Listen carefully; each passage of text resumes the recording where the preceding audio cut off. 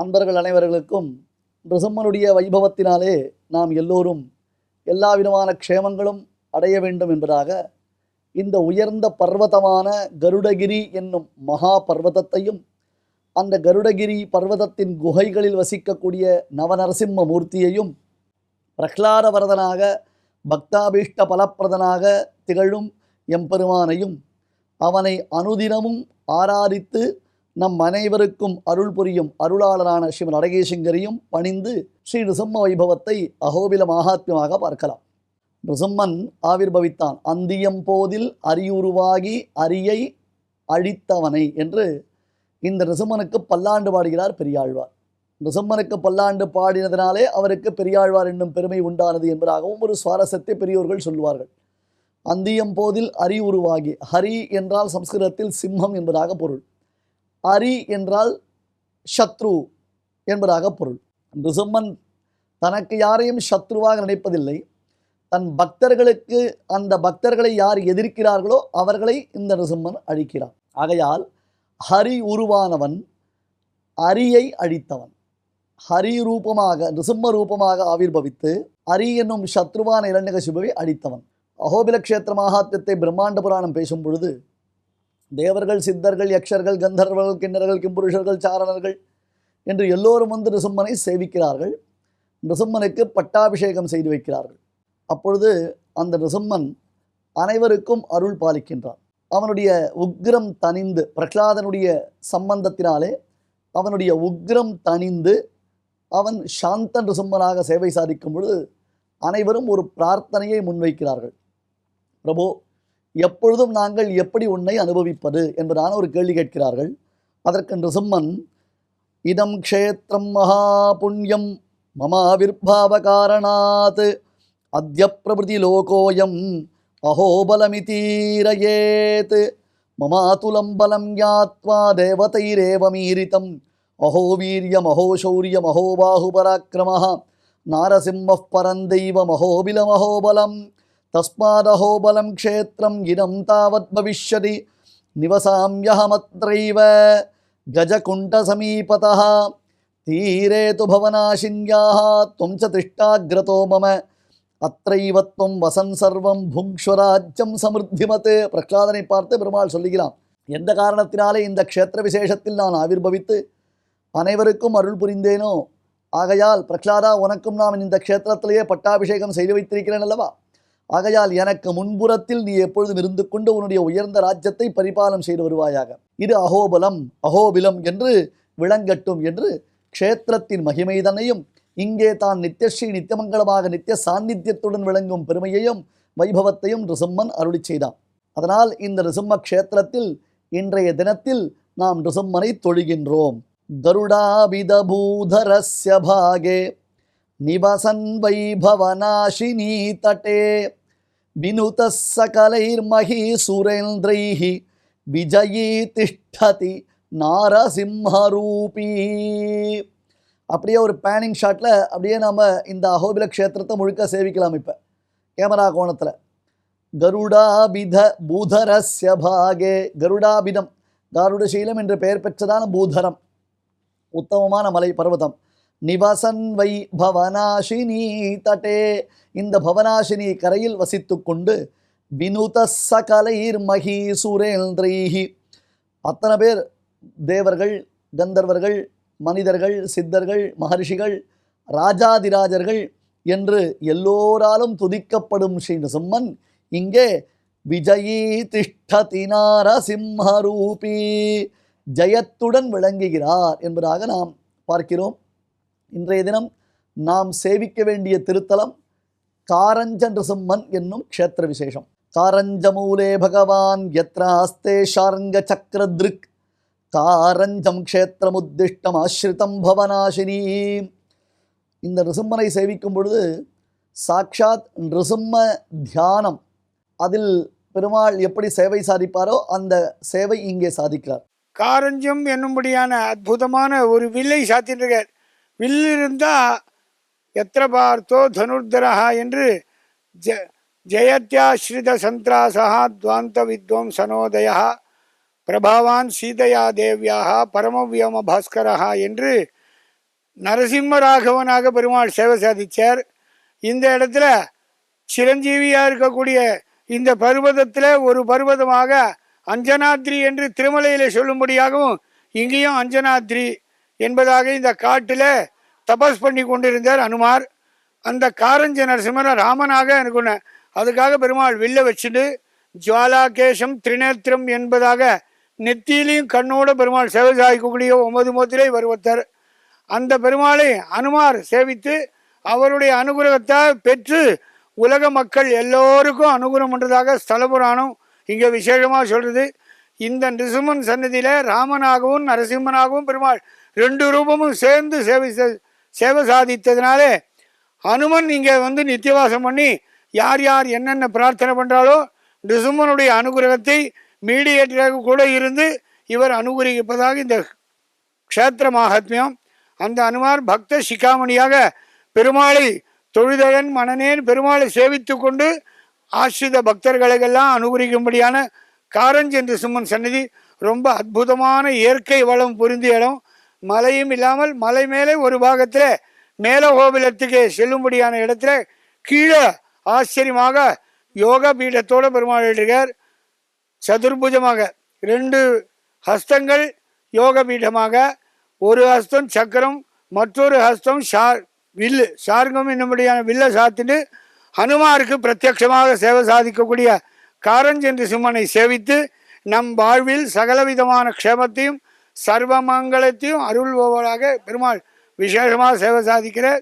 அந்த சந்நிதி இப்போ பிரகலாத வரதன் இங்கே எழுந்துருளி இங்கிருந்து பீடத்தில் பெருமாள் மேலகோபிலம் க்ஷேத்திரத்துக்கு சென்று அங்கு அற்புதமான திருமஞ்சம் நடக்க போது அதையும் நாம் அழகாக சேவித்து பகவானுடைய பரிபூர்ண அருளை பெற்று வாழ்வோங்கு வாழ்வோமாக பகவானுடைய தீவிர சரணாரவிந்தத்தை பிரார்த்திக்கிறோம். மங்களானி பவந்து. மந்திரம் என்பது நிருசிம்ம மந்திரம் மந்திரங்களுக்குள்ளே மறைத்து பேசக்கூடியது, மறைப்பொருளை உள்ளடக்கியது மந்திரம். அதுவும் இது மந்திர ராஜ மகாமந்திரம். இந்த மந்திரத்தை ஜபம் செய்வதற்கு முன்பாக நிருசிம்மனை நாம் தியானம் செய்ய வேண்டும். இந்த மந்திரத்தை ஆச்சாரியர் உபதேசம் செய்கிறார். அவர் உபதேசித்த பிறகு அதை ஜபம் செய்ய ஆரம்பிக்கிறோம். அப்பொழுது நாம் தியானிக்க வேண்டும். அந்த தியானம் எப்படி செய்ய வேண்டும் என்றால், நிருசிம்மன் கைகளில் சங்க சக்கரங்களை ஏந்தி கொண்டிருக்கிறான். ஒரு கையில் ஷார்ங்கம் என்னும் வில்லாண்டான் என்பதாக அழகியதான பினாகம் என்னும் வில்லை ஏந்தியவராக அவன் சேவை சாதிக்கிறான். திரக்ஷம் சங்க பினாக என்பதாக அந்த தியான ஸ்லோகம் நமக்கு வர்ணிக்கிறது. திரக்ஷம் 3 திருக்கண்களை உடையவன், சங்கம் சங்கத்தை உடையவன், பினாகம் என்னும் வில்லை உடையவன். ராமன் கோதண்ட பாணி அல்லவா, அதுபோல நிருசிம்மன் பினாக பாணி. ஒருத்தருக்கு சந்தேகம் வரும், சுவாமி பினாக பாணி என்றால் பினாகம் என்னும் வில்லை பரமேஸ்வரன் தானே கையில் ஏந்திருக்கிறார்.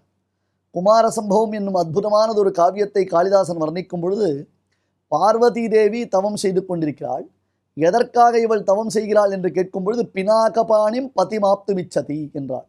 பினாகபாணியான, அதாவது கையில் பினாகம் என்னும் வில்லை பிடித்தவனான அந்த பரமசிவனை தான் மணாளனாக அடைவதற்காக பார்வதி தேவி தவம் செய்கிறாள் என்று சொல்லப்படுகிறது. அப்படியானால் நிருசிம்மனுடைய திருக்கையில் இந்த வில் பினாகம் என்னும் வில் உள்ளது.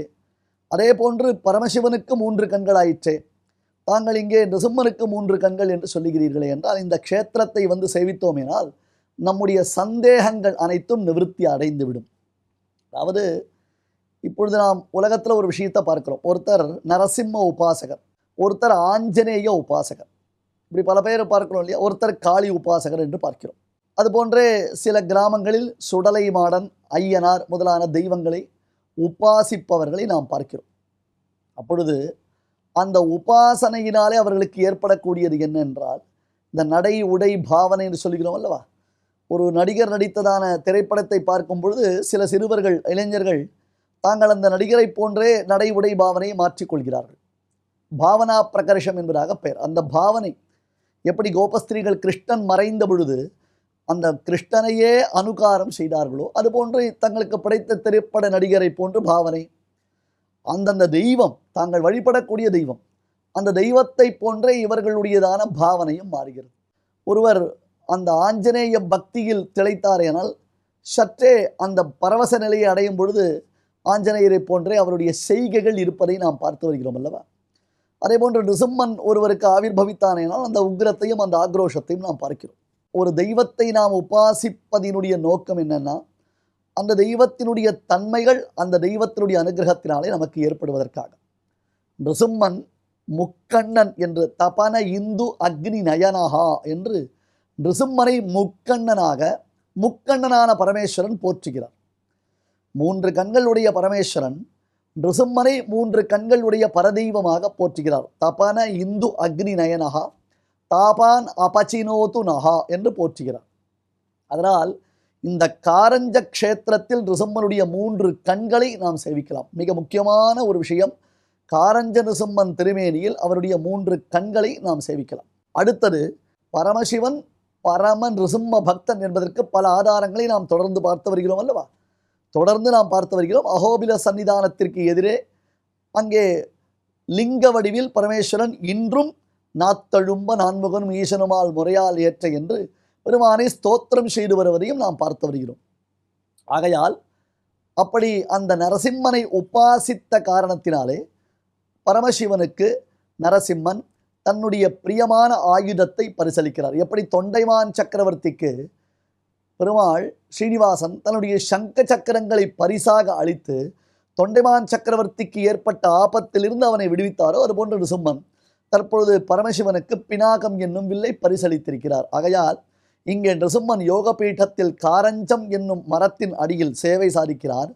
யோகபீட்டத்தில் 3 கண்களுடன் கையில் பினாகம் என்னும் வில்லை பிடித்து இங்கே நமக்கு காட்சியளிக்கிறார். கோவிலர் என்னும் மகரிஷி, கோபிலர் என்பதாகவும் சொல்வது உண்டு, கோவிலர் என்பதாகவும் சொல்வது உண்டு. இந்த மகரிஷிக்கு பெருமாள் இங்கே காட்சி அளித்ததாக புராணம் சொல்லுகிறது. ஒரு புறம் அது இருக்கட்டும், நாம் முக்கியமாக ஒரு விஷயம் கவனிக்க வேண்டும். கீழ் அகோபில க்ஷேத்திரத்தில் சன்னதி தெருவின் தொடக்கத்தில் ஸ்ரீமத் அகோபில மடம் அமைந்துள்ளது. அவசியம் அதற்குள்ளேயும் ஒரு நிருசிம்மமூர்த்தியை நாம் சேவிக்கலாம்.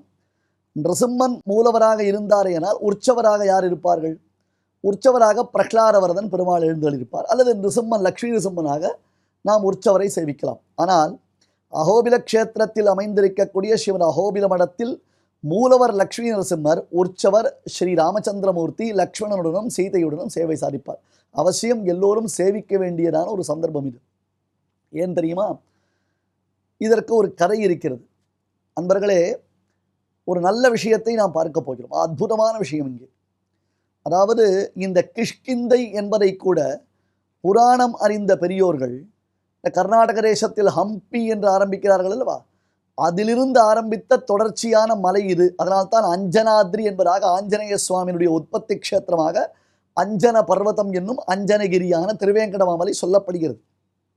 அந்த திருவேங்கடமாமலுடைய தொடர்ச்சி தான் அகோபில க்ஷேத்திரம் இல்லையா? இதையெல்லாம் புராணத்தை நன்கு அறிந்து பூகோளத்தின் தன்மையை அறிந்த பெரியோர்கள் சொல்வதுதான் நமக்கு பிரமாணமே தவிர்த்து ஜிபிஎஸ்ஐ நோண்டி கொண்டிருக்கக்கூடிய நமக்கு மற்ற விஷயங்கள் புரிவது கஷ்டம்தான். அப்பேற்பட்டுதான் இந்த க்ஷேத்திரம் ராமபிரானுடைய சம்பந்தம் பெற்ற க்ஷேத்திரம். மகாபாரதத்தினுடைய தொடர்ச்சி ஹரிவம்சம். அந்த ஹரிவம்சத்திற்கும் அடுத்ததாக சேஷ தர்மம் என்பதாக நாம் மகாபாரதத்தில் அனுசாசன பர்வத்தில் கேள்விப்படாத சில சரித்திரங்களை எல்லாம் சேஷ தர்மத்தில் தர்மபுத்திரருக்கு பீஷ்மர் உபதேசம் செய்வதாக ஒரு எக்ஸ்டென்ஷன் ஆஃப் மகாபாரதம் சொல்லப்படுகிறது. அந்த சேஷ தர்மத்தில் இந்த க்ஷேத்திரத்திற்கு ராமபிரான் வருகை தந்து அகோபில நரசிம்மனை ஆராதித்ததாக பீஷ்ம பிதாமகர் தர்மபுத்திரருக்கு தான் கேள்விப்பட்ட கதையை சொல்லுகிறார். இது ரொம்ப முக்கியமான விஷயம், ரொம்ப சூக்ஷ்மமான விஷயம். இதற்கு பிரமாணம் என்ன? அந்த சேஷ தர்மத்திலேயே 5 ஸ்லோகங்கள் காண்பிக்கப்படுகின்றன. இவைகளுக்கு ராம பஞ்சாமிர்த ஸ்தோத்திரம் என்பதாக பெயர். அகோபிலம் நாரசிம்ஹம் கத்வா ராம பிரதாபவான் நமஸ்கிருத்வா ஸ்ரீ நிருசிம்ஹம் அஸ்தௌஷீட் கமலாபதிம் கோவிந்த கேசவ ஜனார்தன வாசுதேவ விஸ்வேஷ விஸ்வமதுசூதன விஸ்வரூப ஸ்ரீ பத்மநாப புருஷோத்தம புஷ்கராட்ச நாராயணாச்சுத நிருசிம்ம நமோ நமஸ்தே என்று இந்த ஸ்லோகமானது ராம பஞ்சாமிர்தம், அமிர்தம் மாதிரி 5 விஷயங்கள் அடங்கியது. பகவான் ஸ்ரீ நிருசிம்மனுடைய பல நாமங்களை எல்லாம் சொல்லக்கூடியது. ராமபிரான் இந்த க்ஷேத்திரத்திற்கு வந்து நிருசிம்மனை ஆராதித்து சித்தி பெற்றான். ஸ்ரீமத் அழகிய சிங்கர்கள் வெகு ரசமான ஒரு விஷயத்தை குறிப்பிடுவார்கள். ரங்கநாதனுக்கு பெரிய பெருமாள் என்பது திருநாமம். பெரிய பெருமாள் என்றால் என்ன திருநாமம்? பெருமாள் என்றால் ராமன்.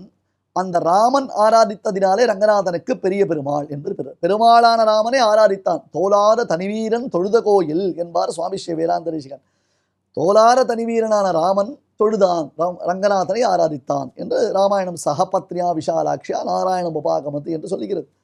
ரங்கநாதனுக்கு பெரிய பெருமாள் என்று பேர். அகோபில நிருசிம்மனுக்கு பெரிய பெரிய பெருமாள் என்று திருநாமம். அது என்ன சுவாமி பெரிய பெரிய பெருமாள்? ஒருவேளை தெலுங்குல பெத்த பெருமாள்ன்றத பெத்த பெத்த பெருமாள்னு சொல்கிறோமான்னு இல்லைப்பா. ராமன் ரிசம்மனை ஆராதித்தான். இப்பொழுது அகோபில கஷேத்திர மகாத்மியத்தில் சேஷதர்மத்தில் நாம் ராமன் ரிசம்மனை ஆராதித்தை பார்க்கிறோம். அதுதே போன்று ஸ்ரீனிவாச கல்யாணத்தில் ஸ்ரீனிவாசன் மணக்கோலத்தில் பத்மாவதி தாயாருக்கு அருகில் அமைந்திருக்கிறார். அந்த சமயத்தில் அக்னிதேவன் கேட்டரிங், ஒரு கல்யாணத்தில் கேட்டரிங் ரொம்ப இம்பார்ட்டன்ட் இல்லையா? இப்போ ஒரு பெரிய ப்ராப்ளம், 4 வைதிகர்கள் வந்தார்களே ஆனால் ஒருத்தருக்கு ஒருத்தர் சாப்பிடுவது என்பது வழக்கமில்லை. இப்போலாம் எல்லாரும் காஸ்மோபாலிட்டன் ஆகிடுது. அந்த காலத்தில் பெரியோர்கள் தனித்தனியாக தங்களுக்கு தாங்களே தலிகை செய்து கொள்வார்கள். காரணம் என்ன? அவரவர்கள் தங்கள் பெருமாளுக்கு திருவாராதனம் செய்ய வேண்டும். அக்னிதேவன் எல்லாருக்கும் சேர்த்து தலிகை பண்ணுறார். இப்போ அக்னிதேவன் தான் இம்பார்ட்டன்ட். அவரை தொட்டால் தான் எல்லாரும் தலிகை பண்ண முடியும் இல்லையா? சமையல் ரெடி ஆகிடுது. இப்போலாம் நம்ம வீட்டில் கல்யாணம் நடக்கிறது. என்றைக்காவது நம்ம வீட்டில் இருக்கக்கூடிய பெருமாளை நினச்சி பார்த்துருக்கோமா? நம்ம என்னென்னவோ ஐஸ்கிரீம் சாப்பிட்றோம், குலோப் ஜாம் சாப்பிட்றோம், ஜாங்கிரி சாப்பிட்றோம். ஆற்று பெருமாளை பட்டி போட்டு கல்யாணம் பண்ணுறோம். நான் எத்தனையோ உபன்யாசத்தில் சொல்லியாச்சு. முதல்ல ஆற்று பெருமாளுக்கு அன்றைக்கி ஒரு சக்கரை பொங்கலை பண்ணி ஒரு கேசரியை பண்ணி நைவேத்தியம் பண்ணுங்கோ. நமக்கு இல்லத்தில் இருக்கக்கூடிய பெருமாளை காட்டிலும் உலகத்தில் எந்த திவ்யதேசத்து பெருமாளை ஏற்றமில்லை. அதை புரிஞ்சுக்கோங்க நீங்கள் எல்லாரும். அதனால தான் 12 சால கிராமங்கள் இருந்தால் ஒரு இல்லமே திவ்ய க்ஷேத்திரம் என்று சாஸ்திரம் சொல்கிறது. அவ்வளோ பெருமை நமக்கு இருக்குது. நமக்கு ஆற்றுல இருக்கிற பெருமாளை அரிசி டின்னில் போட்டு பூட்டிட்டு நம்ம பாட்டு கிளம்பி போயிட்டுருக்கோம். அந்த மாதிரி தப்பான காரியத்தை நம்ம பண்ணுறோம். எவ்வளோ உபன்யாசம் கேட்டாச்சு, இதெல்லாம் யாரும் திருந்திக்கிறதா இல்லை. அப்போ ஸ்ரீனிவாச பெருமாள் அங்கே அமர்ந்திருக்கிறார் மணக்கோலத்தில். பிரம்மதேவர் கேட்டார், எல்லாரும் சாப்பிட்றதுக்கு ரெடியாக இருக்கா? இலை போடணுமேனர். போடலாமேனர். இல்லை, பகவானுக்கு நிவேதனம் பண்ணாமல் சாப்பிடக்கூடாது. என்ன பியூட்டிஃபுல்லான ஒரு விஷயம் பாருங்கள். ஸ்ரீனிவாச கல்யாணத்தில் கேட்ரிங்கில் கூட பெருமாளுக்கு நிவேதனம் பண்ணியிருக்கா தலிகை. பகவானுக்கு நிவேதனம் பண்ணாமல் சாப்பிட முடியாதுன்னு ஸ்ரீனிவாசன் சொன்னார். நான் தான் எனக்கு தான் நிவேதனம் பண்ணணும், உலகமுண்ட பெருவாயன் நான். ஆனால் இப்போ நான் மணக்கோலத்தில் உட்கார்ந்துட்டுருக்கேன். எனக்கு நிவேதனம் பண்ணுறது சாஸ்திரம் இல்லை. நான் ஆராதித்ததான லக்ஷ்மி நிருசிம்மன், அகோபில நிருசிம்மன் இருக்காரு, அவருக்கு இந்த பிரசாதங்களை நிவேதனம் செய்யுங்கள் என்று ஸ்ரீனிவாச பெருமாள் சொல்லுகிறார். உடனே பிரம்மதேவர் இந்த அகோபில க்ஷேத்திரத்தில், இப்போ நாம் கீழே சேவிக்கிறோமே, பெரிய அற்புதமான க்ஷேத்திரம், அழகான ஒரு பெரிய திருக்கோவில், பிரகலாதவர்தன் எழுந்திருக்கக்கூடிய கோவில், அங்கே பெருமாள் நிருசிம்மனை ஆராதித்து அவருக்கு தலிகைகள் சமர்ப்பித்தார். அப்போ அர்ச்சாவதார மூர்த்தியான ஸ்ரீனிவாசனும் ஆராதித்த பெருமாள், விபவாவதாரம் என்று தசாவதாரத்தில் ஒரு மூர்த்தியான ராமனும் ஆராதித்த பெருமாள், பெருமாள் ஆராதித்ததினாலே நிருசிம்மன் பெரிய பெரிய பெருமாள் என்று பெயர் பெற்றான். இது ஒரு சைடு இன்ஃபர்மேஷன். உங்களுக்கு மெயின் இன்ஃபர்மேஷன் வருவோம். இப்படி ராமபிரான் நிருசிம்மனை ஆராதித்து சித்தி பெற்றார் என்பது ஒரு கதை, ஒரு புராணம் சொல்லுகிறதா சேஷதர்மம். இந்த மலையின் தாழ்வரைகளில் தான் ஆஞ்சநேயர் சஞ்சரித்து கொண்டிருப்பார். அவர் மிகச்சிறந்த ராமபக்தர். ராமனை தவிர்த்து வேறு யாரையும் சேவிக்க மாட்டார். அப்படின்னுச்சே ஒரு நாள் இந்த பக்கம் போயிட்டு இருக்கச்சே நிருசிம்மனை கண்டுக்க கூட இல்லை. டக்குன்னு திரும்பி பார்த்தா நிருசிம்மன் ராமபிரானா அவருக்கு சேவை சாதித்தான்.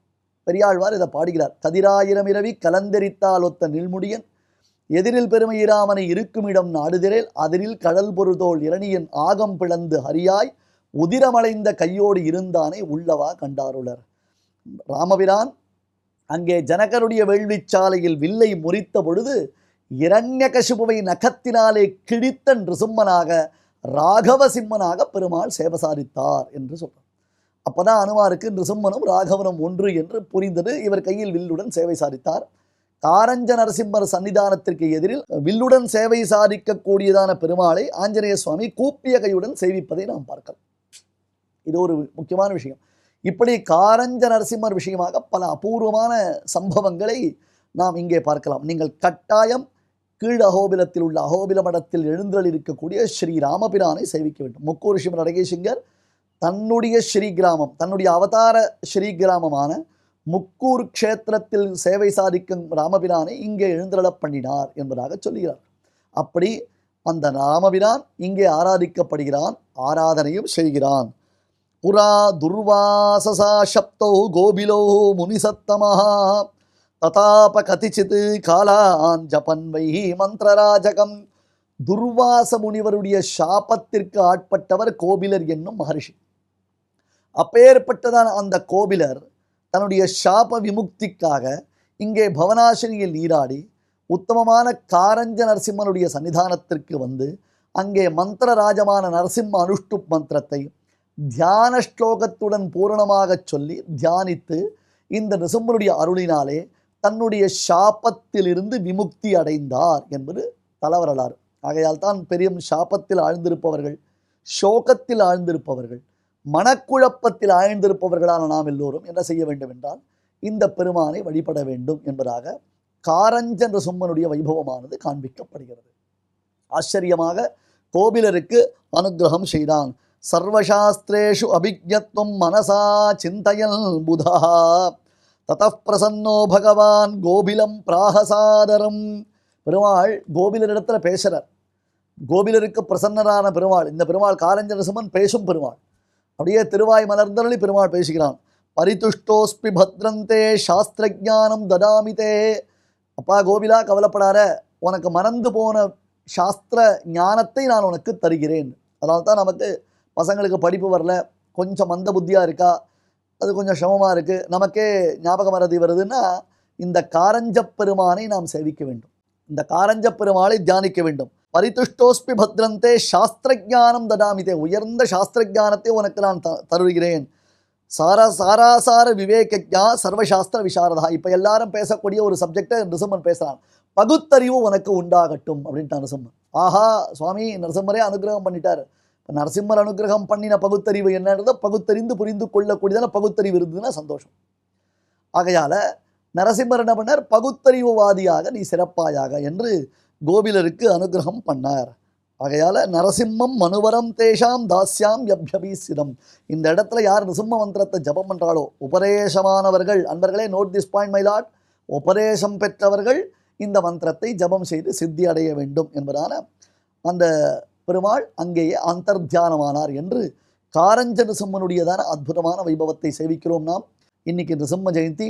ஆச்சரியமாக இந்த பெருமாளை தியானமூர்த்தி, இவர் தான் தியானமூர்த்தி, நிருசிம்ம தியானமூர்த்தி. அந்த மூர்த்தியை சேவிக்கும் பொழுது நமக்கு நிருசிம்மன் சர்வாபீஷ்டங்களையும் அருள வேண்டும் என்பதாக பிரார்த்தித்துக் கொள்கிறோம்.